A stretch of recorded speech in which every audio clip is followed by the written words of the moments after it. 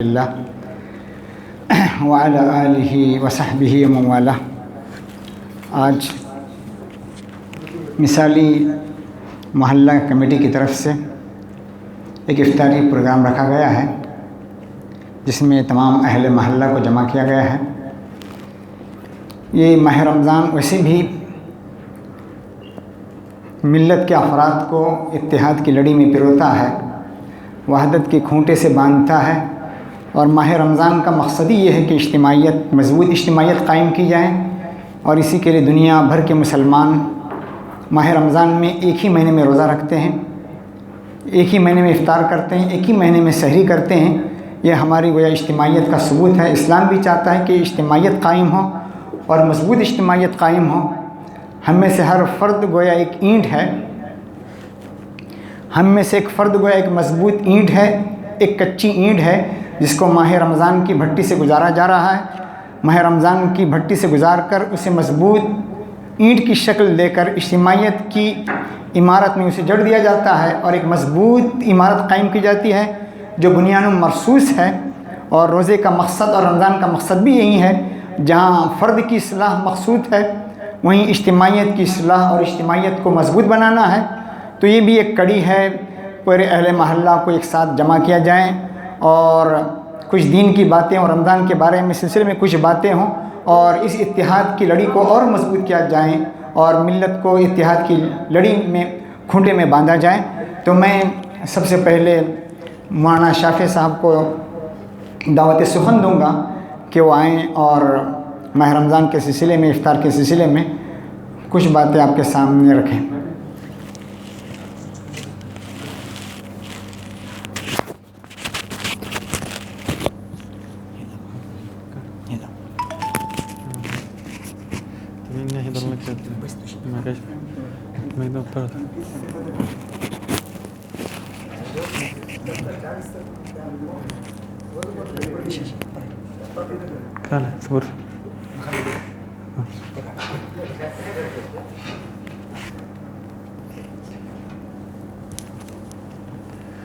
بسم اللہ الرحمن الرحیم، الحمد للہ کفا وسلام علی عبدہ المصطفى وعلى آلہ ومن والاه اما بعد۔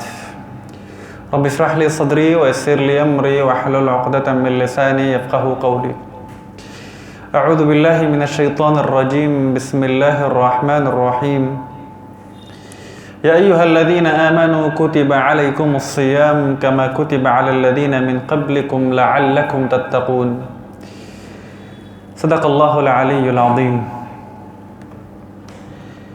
محترم دینی اور ایمانی بھائیوں، اللہ تبارک و تعالی نے انسانیت کی کامیابی کے لیے، ہماری اور آپ کے فلاح کے لیے جو بھی احکامات نازل کیے ہیں وہ حکمت سے بھرپور ہیں، اور اللہ تعالیٰ کی حکمت کا تقاضا یہ ہے کہ اللہ تبارک و تعالیٰ نے بعض احکامات کو، بعض اعمال کو بعض علاقے کے ساتھ جوڑ دیا ہے، بعض اعمال کو بعض زمانے کے ساتھ جوڑ دیا ہے۔ مثلا روزہ ہے، اللہ نے روزے کو رمضان کے ساتھ جوڑا ہے۔ حج ہے، اللہ تبارک و تعالیٰ نے حج کو ذی الحجہ کے ساتھ جوڑ دیا ہے، اور اسی طرح سے مکہ مکرمہ کے ساتھ جوڑ دیا ہے۔ اور اللہ کا ہر حکم حکمت سے بھرا ہوا ہے۔ اب ہم اس حکمت کو جب سمجھتے ہیں یا اس حکمت کو جانتے ہیں تو پھر اس حکم پر عمل کرنا آسان ہو جاتا ہے۔ ایک سب سے بڑی جو حکمت ہے وہ یہ ہے کہ اللہ نے ہمیں روزے رکھنے کا حکم دیا۔ انسان اللہ تبارک و تعالیٰ کے بہت سارے احکامات کی حکمت سمجھنے سے قاصر رہتا ہے، لیکن یہ بھی اللہ کی رحمت ہے کہ اللہ تبارک و تعالیٰ نے نہ صرف حکم دیا بلکہ وجہ بھی بیان کی۔ یہ کہا یا ایہا الذین آمنوا کتب علیکم الصیام کما کتب علی الذین من قبلکم، اے ایمان والو، تم پر جو روزے فرض ہوئے ہیں تم سے پہلے لوگوں پر بھی روزے فرض ہو گئے۔ اب یہ جو اللہ تبارک و تعالیٰ نے فرمایا کما کتب علی الذین من قبلکم، اس سے ایک چیز سمجھ میں آتی ہے کہ اللہ تبارک و تعالیٰ نے روزے سختی کے لیے، روزے تکلیف دینے کے لیے، روزے عذاب کی شکل میں فرض نہیں کی، بلکہ انسان کی فطرت کا تقاضا یہ ہے کہ انسان کو روزے کا حکم دیا جائے۔ اور اس پہلو کو اللہ تبارک و تعالیٰ نے بیان کیا کما کتب علی الذین من قبلکم، کہ روزے تم سے پہلی والی امتوں پر بھی فرض کیا گیا تھا، ان پر بھی اللہ تعالیٰ نے روزے کو مشروع قرار دیا تھا۔ کچھ احکامات ایسے ہیں جو اللہ تبارک و تعالیٰ نے قوموں پر فرض کیا، لیکن وہ اس وجہ سے فرض کیا کہ وہ قوم اس سخت احکامات کی محتاج تھی، انہوں نے اپنے کرتوت کی وجہ سے، انہوں نے اپنی نافرمانی کی وجہ سے وہ اس بات کے وہ مستحق بن گئی کہ ان پر سخت احکامات لاگو کیے جائیں۔ اللہ تبارک و تعالیٰ نے قرآن مجید میں ارشاد فرمایا فَبِظُلْمٍ مِّنَ الَّذِينَ هَادُوا حَرَّمْنَا عَلَيْهِمْ طَيِّبَاتٍ، یہودیوں کے ظلم کی وجہ سے ہم نے ان پر حلال چیزوں کو بھی حرام قرار دیا۔ اسی طرح سے اللہ تبارک و تعالیٰ نے جب بہت سارے احکامات کا ذکر کیا تو کہا ذَلِكَ جَزَيْنَاهُمْ بِبَغْيِهِمْ فَبِظُلْمٍ مِّنَ الَّذِينَ هَادُوا حَرَّمْنَا عَلَيْهِمْ طَيِّبَاتٍ أُحِلَّتْ لَهُمْ۔ لیکن جب اس امت پر جب اللہ تعالیٰ نے احکامات کو نازل کیا، چاہے وہ روزے کا حکم ہو جو بظاہر سخت لگتا ہے، تو اللہ نے کہا کتب علیکم کما کتب علی الذین من قبلکم، یہ تمہاری فطرت کا تقاضا یہ ہے کہ اگر تمہیں متقی بننا ہے، اور متقی کے لیے اللہ نے جنت تیار کی ہے اعدت للمتقین، اگر تمہیں متقی بننا ہے، تقوی کی حقیقت تک پہنچنا ہے، تو تمہیں روزہ رکھنا پڑے گا۔ اسی طرح سے اللہ تبارک و تعالیٰ نے جب حرام کردہ چیزوں کو بیان کیا، حرمت علیکم المیتۃ والدم ولحم الخنزیر وما اہل لغیر اللہ بھی، تفصیل کے ساتھ بیان کیا۔ اس تفصیل کے بعد اللہ تعالیٰ نے بیان کیا الیوم اکملت لکم دینکم واتممت علیکم نعمتی ورضیت لکم الاسلام دینا۔ پھر اس کے بعد دوسرے احکامات بیان کی، اس میں مفسرین کرام نے بیان کیا ہے اس کی حکمت یہ ہے کہ دین کے کمال کا تقاضا یہ ہے کہ یہ چیزیں حرام ہوں، اگر یہ چیزیں حرام نہیں ہوں گی تو دین مکمل نہیں ہوگا۔ تو لہٰذا جو بھی حکم لاگو اللہ کی طرف سے نازل ہوتا ہے اس کے پیچھے حکمتیں ہوتی ہیں، بہت سارے موقع پر حکمتیں بیان کی جاتی ہے اور بہت سارے موقع پر حکمتیں بیان نہیں کی جاتی۔ اب ہم لیتے ہیں صرف روزے کی بات ہے۔ روزہ ہم پر فرض کیا گیا کیوں؟ تاکہ ہمارے اندر تقوی پیدا ہو۔ کیوں؟ رمضان میں قرآن مجید کے نازل ہونے کا تقاضا یہ ہے کہ روزہ رکھا جائے، فَمَنْ شَهِدَ مِنْكُمُ الشَّهْرَ فَلْيَصُمْهُ۔ اور جب یہ حکم اللہ کی طرف سے نازل ہوا تو انسان ہے تو کوتاہی ہوگی، انسان ہے تو کوتاہی ہوگی، اور انسان بس کوشش کر سکتا ہے کہ اللہ کے حکم کو، اللہ کی شریعت پر بقدر استطاعت عمل کرے۔ تو اس روزے کی کوتاہی کے لیے اللہ تعالیٰ نے ایک اور عبادت ہم پر فرض کی، اور وہ عبادت ہے صدقہ فطر۔ ہمارے دلوں کے اندر تقوی پیدا کرنے کے لیے، ہمارے اندر اللہ کا لحاظ لانے کے لیے، ہمارے اندر شکر کا مادہ پیدا کرنے کے لیے، یا ہماری روح کو پاکیزہ کرنے کے لیے اللہ تبارک و تعالیٰ نے جہاں روزے کو فرض کیا، وہیں روزے کی کوتاہیوں کو دور کرنے کے لیے اللہ تبارک و تعالیٰ نے صدقہ فطر، یا اللہ کے رسول صلی اللہ علیہ وآلہ وسلم نے صدقہ فطر کا حکم دیا۔ اور جب صدقہ فطر کا حکم دیا تو اللہ کے رسول صلی اللہ علیہ وسلم نے فرمایا انہا طہرۃ للصائم من الرفث من اللغو والرفث وطعمۃ للمساکین۔ یہ جو صدقہ فطر ہے جو اب انشاءاللہ رمضان کے آخر میں ادا کیا جاتا ہے، اس کی وجہ یہ ہے، یا اس کی دو وجوہات ہیں۔ ایک وجہ یہ ہے کہ روزہ رکھنے میں جو کوتاہیاں ہوئی، روزے کے آداب میں جو خلل واقع ہو گیا، اس سے پاکی کا ذریعہ ہے۔ انسان ہے تو کوتاہی ہوگی، تو ظاہر سی بات ہے انہا طہرۃ للصائم من اللغو والرفث۔ اور دوسری وجہ یہ ہے وطعمۃ للمساکین، عید کے دن کوئی شخص بھوکا نہ رہے، وطعمۃ للمساکین، اور مساکین کے لیے کھانے کا ذریعہ ہوگا۔ فقراء سے لیا جاتا ہے اور مالداروں سے بھی لیا جاتا ہے، فقراء سے بھی لیا جاتا ہے اور فقراء میں تقسیم کیا جاتا ہے، تاکہ کم سے کم عید کے دن کوئی بھوکا نہ رہے۔ اور یہی وجہ ہے کہ جب ہم دیکھتے ہیں کہ اضحیہ یعنی قربانی کا حکم ہے، قربانی میں بھی فقراء و مساکین کو دینے کا حکم دیا گیا، تاکہ قربانی کے دنوں میں ایام التشریق اور یوم النحر اس موقع پر کوئی بھوکا نہ رہے، ہر آدمی کھانے والا بنے۔ تو شریعت پر جب ہم عمل کریں گے تو ظاہر سی بات ہے کہ انسان بھوکا نہیں سو پائے گا۔ یہ تعلیم دی جاتی ہے۔ آپ کو روزے کا حکم دیا تاکہ آپ کے اندر تقویٰ پیدا ہو، اور ساتھ ساتھ آپ کو اس بات کا بھی حکم دیا گیا کہ اگر روزے میں کوتاہی ہے تو آپ صدقے کے ذریعے اس کوتاہی کو دور کریں۔ تو لہذا اب رمضان کے مہینے کے 17 دن گزر چکے ہیں، اب بقیہ دن 13 دن بچے ہوئے ہیں۔ ان اوقات کی قدر کرنے والے بنے، ان اوقات کو صحیح طور پر استعمال کرنے والے بنے۔ رمضان میں قرآن مجید نازل ہوا تو قرآن مجید پڑھنے والے بنے، قرآن مجید سمجھنے کی کوشش کرنے والے بنے، اور پھر اس کے مطابق زندگی گزارنے والے بنے۔ قرآن مجید کی 12 آیتیں ایسی ہیں جو آپ سے براہ راست خطاب کرتی ہیں۔ اسی لیے صحابہ کرام رضوان اللہ علیہم اجمعین کا معمول تھا جب قرآن پڑھو اور یہ سنو یا ایھا الذین آمنو، تو اس کا مطلب یہ ہے کہ کوئی اللہ کی طرف سے حکم آپ کی طرف آ رہا ہے، آپ سے اللہ خطاب کر رہے ہیں۔ یا ایھا الذین آمنو قرآن میں تقریباً 90 جگہ پر یا ایھا الذین آمنو ہے، یعنی اللہ آپ سے خطاب کر رہا ہے۔ جیسے روزے کے لئے کہا کتب علیکم الصیام کما کتب علی الذین من قبلکم، یہ ہم سے خطاب ہے۔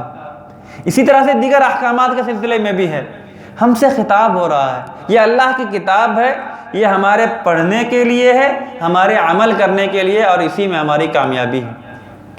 اگر ہم اس بات کو سمجھیں گے تو پھر ہماری کامیابی کی بنیاد اسی سے ہوگی۔ اگر ہم اس سے غافل رہیں گے تو پھر کامیابی کیسے ہو سکتی ہے؟ تو لہذا کتب علیکم الصیام کما کتب علی الذین من قبلکم لعلکم تتقون، مقصود یہ ہے کہ ہمارے اندر تقویٰ آ جائے، ہمارے اندر تقوی کی صفت آ جائے۔ نماز ہم پڑھتے ہیں تاکہ ہمارے اندر تقویٰ آ جائے، ان الصلاۃ تنہی عن الفحشاء والمنکر۔ ہم زکوٰۃ ادا کرتے ہیں تطہرہم بہا، تاکہ ہمارے مال کی پاکی ہو۔ ہم حج کرتے ہیں، ادا کرتے ہیں یا قربانی کرتے ہیں، لن ینال اللہ لحومها ولا دماؤها ولکن ینالہ التقوی منکم۔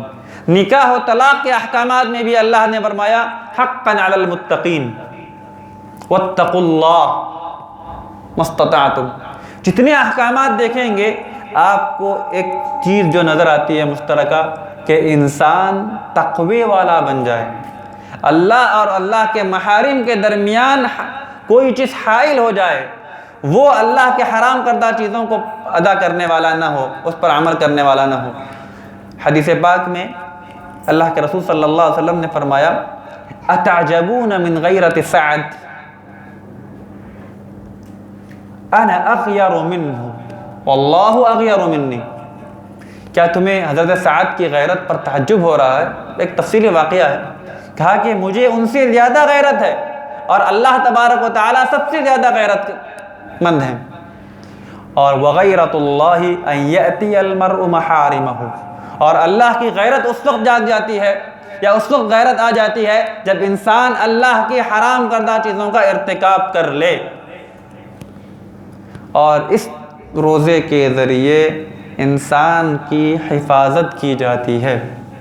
اسی لیے حدیث پاک میں اللہ کے رسول صلی اللہ علیہ وسلم نے فرمایا من یضمن لی ما بین لحییہ وما بین فخذیہ اضمن لہ الجنہ، جو اپنی زبان کی حفاظت کرے گا، چاہے حرام کھانے کے ذریعے ہو، چاہے غیبت کے ذریعے ہو، چاہے کسی کی چغلی کے ذریعے ہو، یا اور اپنی شرمگاہ کی حفاظت کرے گا، اللہ کے رسول فرماتے ہیں میں جنت کی گارنٹی دیتا ہوں۔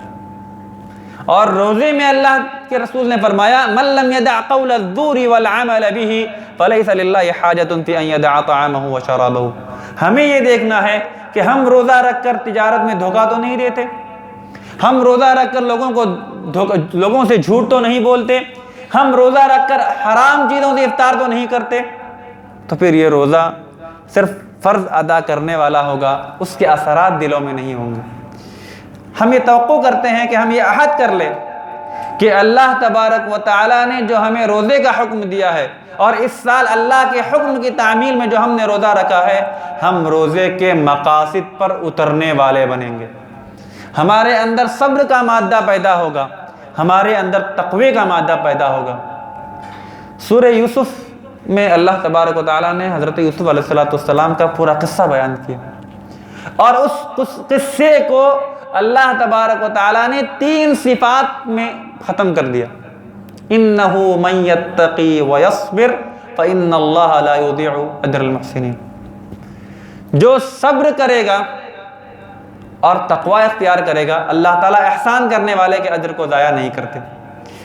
تقوی ہونا چاہیے، صبر ہونا چاہیے، اور ہمارے اندر احسان کا مادہ ہونا چاہیے، اور یہ 3 مقصد روزے کے اندر پائے جاتے ہیں۔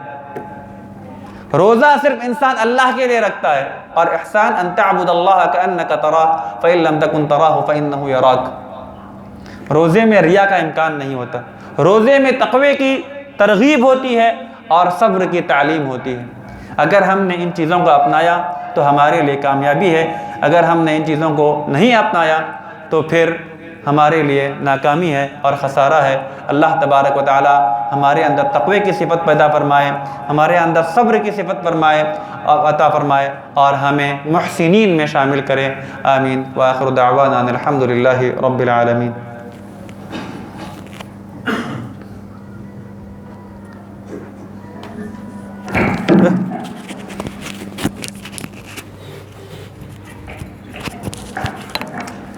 مولانا شافع صاحب نے تفصیل سے روزے کے متعلق بیان کیا، اور گویا روزے کا لب لباب ہی کیا ہے، تقویٰ ہے، اللہ سے ڈرنا ہے۔ حدیث میں فرمایا گیا اتق المحارم تکن اعبد الناس، اللہ کی حرام کردہ چیزوں سے بچ تو سب سے بڑا متقی بنے گا۔ تو یہ ماہ رمضان میں اللہ تعالیٰ حرام ہی نہیں حلال چیزوں سے بھی روکا جا رہا ہے، کھانا پینا، اپنی بیوی سے اپنی ضرورت پوری کرنا، یہ سب حلال چیزیں ہیں۔ وہ حلال چیزوں کو روک کر گویا یہاں پر ٹریننگ ہو رہی ہے 1 مہینے تک کہ آدمی سال بھر اللہ کی حرام کردہ چیزوں سے بچیں، اور پھر اتق المحارم تکن اعبد الناس، اللہ کی حرام کردہ چیزوں سے بچ کر سب سے بڑا متقی بن جائیں۔ یہ گویا روزے کا مقصد ہے، لب لباب ہے، تقویٰ ہے، صبر ہے۔ اور صبر میں بھی دیکھیے التقویٰ یعنی الصبر علی المأمور کہا گیا، الصبر عن المحظور کہا گیا، الصبر علی المقدور کہا گیا۔ مقدور، محظور اور مأمور یہ گویا تینوں صبر ہیں، اور تینوں کا خلاصہ گویا لب لباب یعنی روزے میں آ جاتا ہے۔ اب میں امیر مقامی کو آواز دوں گا کہ وہ آئیں اور اپنے خیرات کا اظہار کریں۔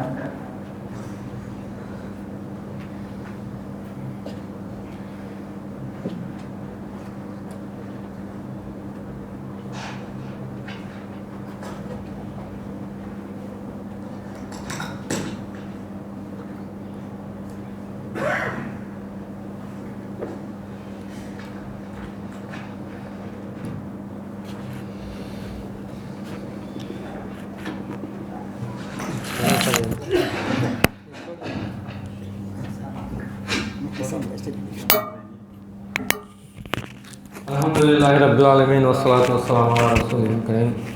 محترم حضرات، اس سے پہلے مولانا شافع ندوی نے بہت ہی تفصیل سے ایک عالمانہ انداز سے آپ کے سامنے روزے کی حکمت اور روزے کے مقاصد وغیرہ، روزے اور دوسری بھی چیزیں جو فرائض کیے گئے ہیں اس کے بارے میں آپ کے سامنے انہوں نے بیان کیا۔ میں عالم تو نہیں ہوں، मुझे एक 5 मिनट बोलने के लिए कहा गया है, तो एक कुरान की आयत का टुकड़ा जो ऐसा कि मौलाना ने पढ़ा, कमा कुतिबा अलल्लज़ीना मिन क़ब्लिकुम लअल्लकुम तत्तक़ून, ये रोज़े जो है आप पर भी फ़र्ज़ किए गए हैं, इससे पहले की उम्मतों पर भी फ़र्ज़ किए गए हैं। अल्लाह ताला ने बयान किया है ताकि तुम में तक़वा पैदा हो। तो मैं आपको सिर्फ़ आपकी जानकारी के लिए कुछ बातें बयान करता हूँ। दूसरी कौमों में भी रोज़े हैं, हमारे हिंदू भाइयों के यहाँ भी है रोज़ा है, वो रोज़ा रखते हैं कुछ मखसूस अय्याम में, उसको वो एकादशी बोलते हैं, एकादशी कहते हैं।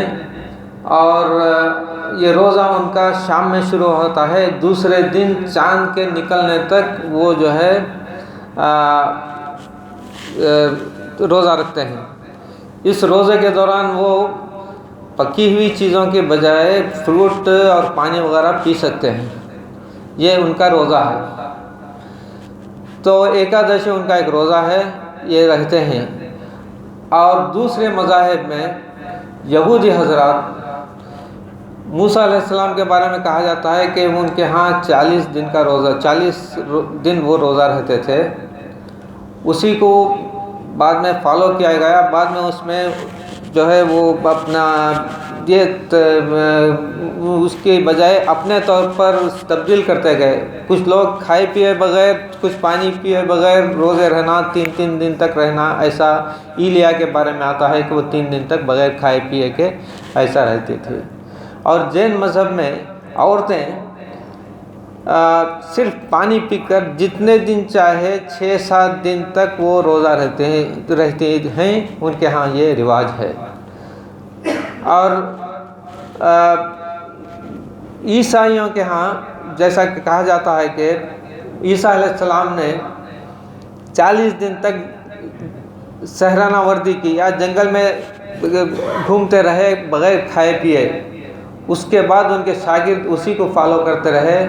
उसके बाद में होते होते अब जो है ये लोग ये भी रोज़ा रहते हैं, मखसूस दिनों में ऐसा रोज़ा नहीं रहता है। उनके यहाँ रोज़ा है मगर वो भी खाते हैं, पकी हुई चीज़ें नहीं खाते, कुछ फ्रूट जूस या पानी वगैरह ये करके, ये ऐसी चीज़ें हैं। और अब हमने देखा है हमारे पालतू जानवरों में भी कुछ खाना एक वक्त का खाना वो स्किप कर देते हैं। ये आपने देखा होगा, कभी कभी खाते हैं कभी नहीं खाते, वो स्किप कर देते हैं। क्यों? उनका जो है उनका मेटाबॉलिज्म, जो उनका पेट की जो है उसको रेस्ट देना चाहते हैं। ये एक फितरी चीज़ है। ये रोज़ा जैसा कि मौलाना ने कहा, ये सब हम जो अहकाम हैं इस्लाम में वो फितरी हैं। ये जानवरों में भी ये चीज़ें हैं और पालतू जानवरों में भी ये चीज़ें पाई जाती हैं। और हमने देखा है कि दरिंदे 7-7, 8-8 दिन तक कुछ नहीं खाते।